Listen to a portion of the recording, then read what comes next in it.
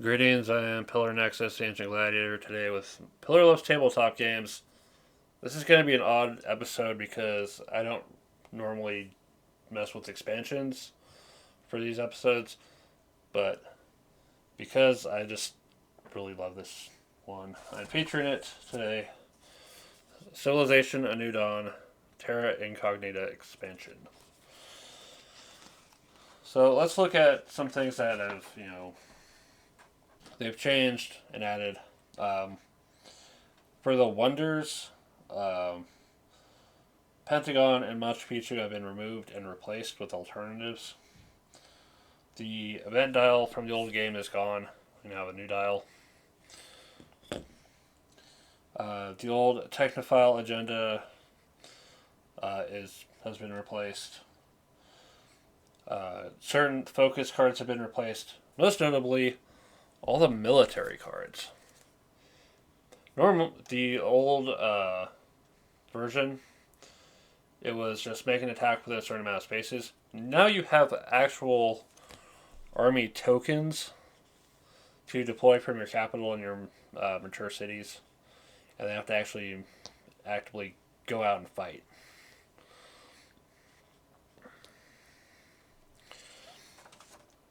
Let's see here. The new focus bar, which is now 6 slots. So there's an extra 1. And then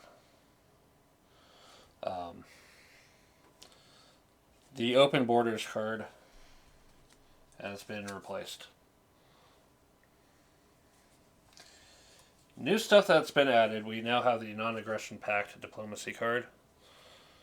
You cannot attack or destroy that player's pieces, but if they attack you, they can return this card and swap their military focus card to wherever they need it to get bloody vengeance. We've added more civilizations, including Georgia and Inca, and others as well. With your new civilization, also comes a specific focus card that when you upgrade with it, or in some cases it's start with it, this will be your replacement. So instead of drama and poetry for level 2 culture for the Inca, we have state workforce. So that'll mess with your tech a little bit. And also, best of all, a 5th player, because holy crap, 4-player games are kind of a hard sell for this group that I play with. A 5-player game is like near perfect number of players. Sometimes we have to split up and it's like fewer players.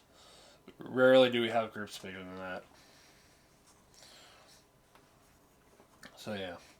Also, a new thing that they've added, along with new map tiles and another capital space. Instead of having a map like completely built at the start of the game, players have the opportunity to explore. Calling back to the last time they did the Civ board game.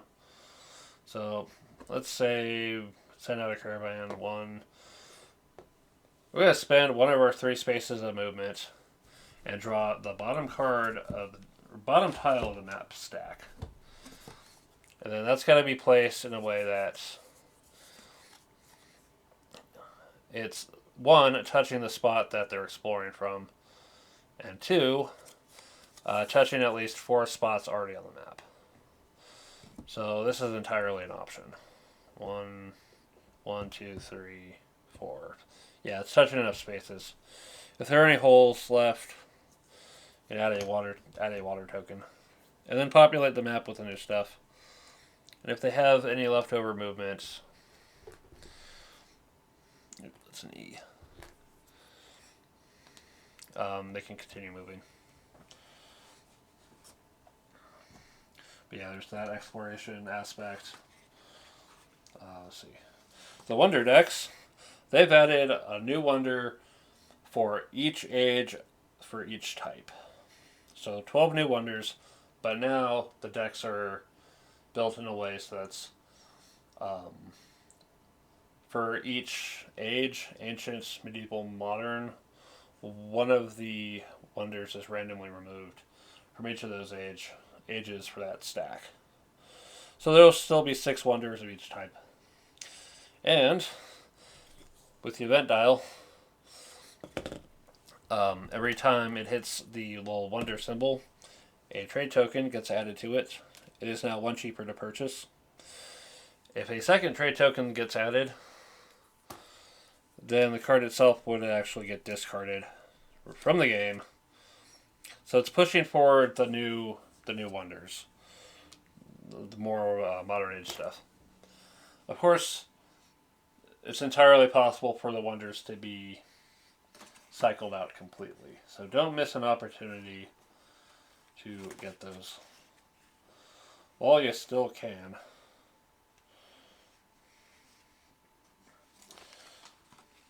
Especially with some of the new agendas.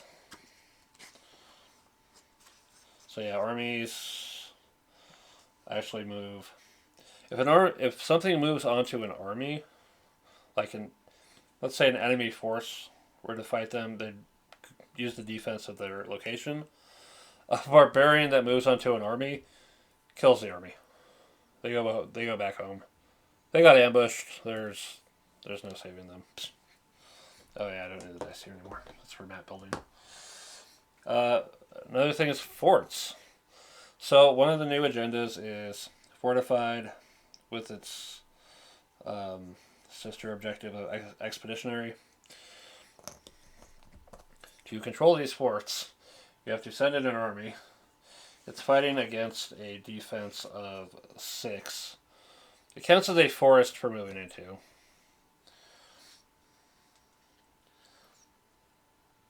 Yeah. And then by actually winning the fight there, you'll place your city there. No one can build cities adjacent to forts.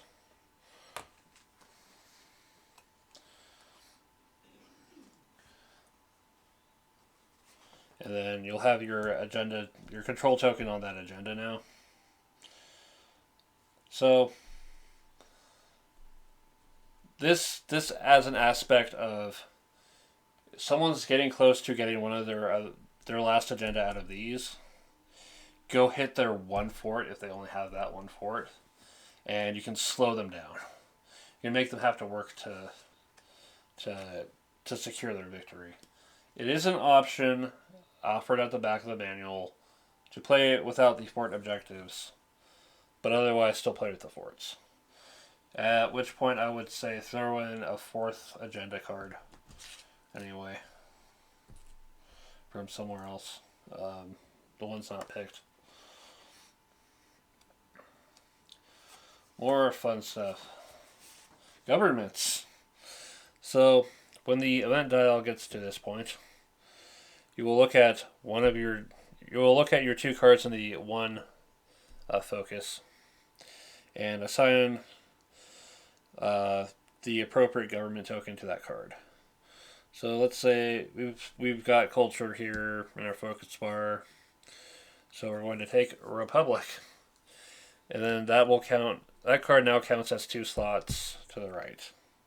Most of them are 2 slots to the right, some are just 1. But let's say I go to resolve culture, I count it as being in slot 3 instead.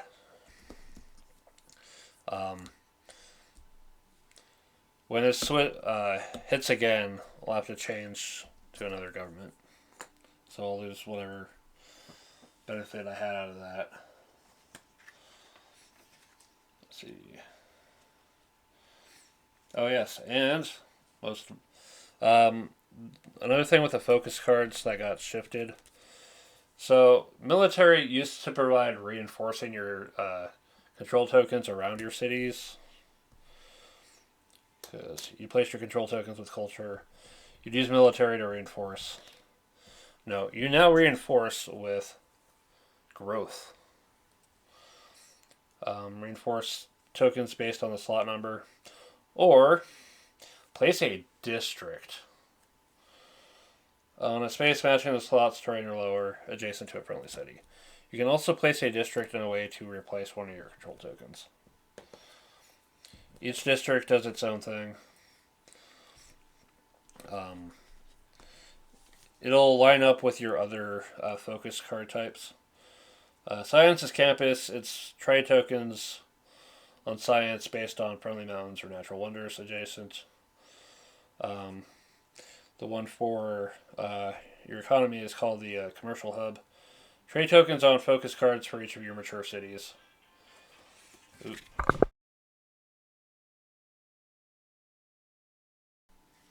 Okay. And then, or you can put trade tokens onto your economy card for each friendly desert. The military district is the encampment, which lets you defeat barbarians or rival armies within 2 spaces. Or reinforce a friendly control token. The industry is your industrial zone. Place trade tokens from the supply on your industry focus card based on forests. Or discard 3 trade tokens from your industry focus card to build a city on legal space within 2 spaces of a friendly space. And then the one for culture is called the theater square. Place control token in your space within 2 spaces, or within 2 spaces of a friendly city that has a wonder. Those district effects will go off when the event dial hits the little hexagon showing the Earth symbol. But that's just extra ways to specialize on what you want to do. Yeah. So yeah, districts, forts, armies, exploration, governments, new agendas, new city-states, new wonders, a whole new focus card action. Seeing that this expansion was available in the first place is why I was willing to give this game a second fucking chance. Because otherwise the base game's a little too streamlined. But seeing everything that this adds to enhance the experience, to open up more options and play styles and new goals and everything, big recommendation. If you're curious about Civilization New Dawn, you gotta get Civilization Terra Incognita. Hopefully that's available. Check it out. Play it. Love it. Thank you very much for watching. This has been Pillar Nexus. I'll see you next time.